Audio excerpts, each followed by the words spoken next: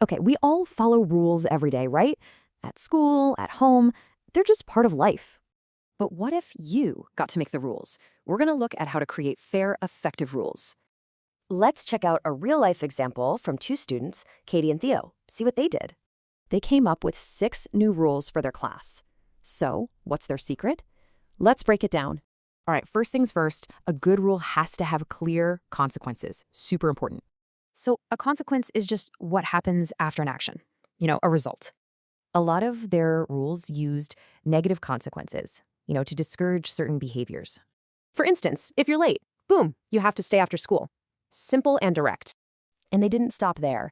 They applied this idea to a bunch of other rules too.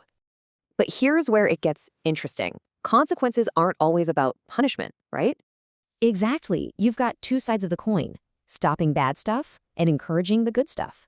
And this rule right here, it's a perfect example of a positive reward, a real motivator.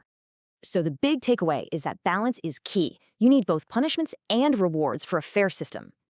Okay, so how can you put all this into practice? Let's get to it.